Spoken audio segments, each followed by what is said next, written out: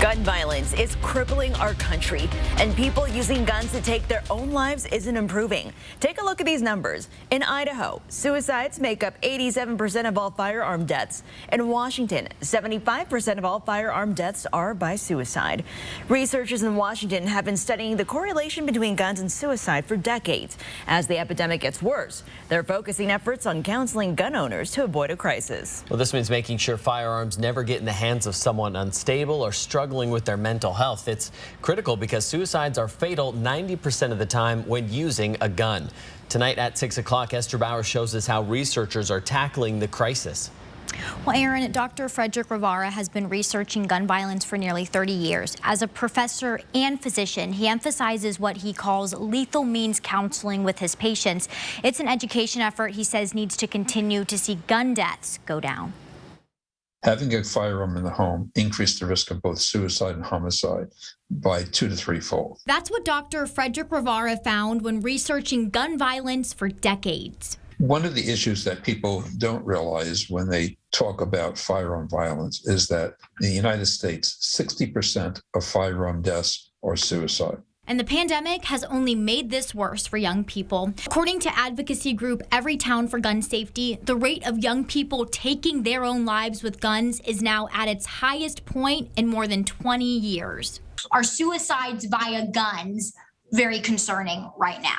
They're absolutely concerning. And one thing we know for sure is that suicide by firearm is much more likely to be fatal than any other method of suicide. The Office of Firearm Safety and Violence Prevention is concerned with this trend among young people and others. What we see is kind of a dispersion of firearm suicide across the state, with a concentration in places where veterans and or active military live. These experts say gun owners can and need to play a role securing firearms in their homes. Safe storage does not mean just storing them out of sight. It means actually locking them up, either locking up the gun itself or locking the gun in a safe or case or some other locked area. What we try to do is really focus on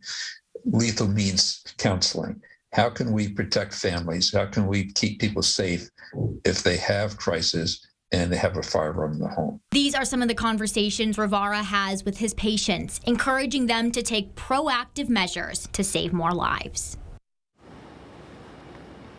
And if you or someone you know is struggling with suicide, there are resources you should know about. You can call the National Suicide Prevention Lifeline at the number on your screen.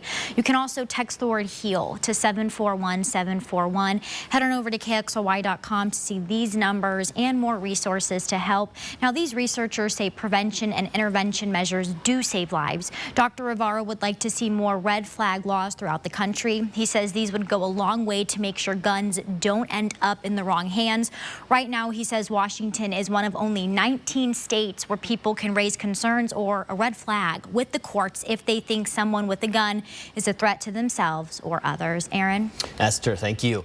We dedicated an entire week taking a deep dive into teen suicide in young men in our Saving Our Sons series. You can download the KXLY Plus app right now where you can watch videos on how to start those conversations that could save your child's life.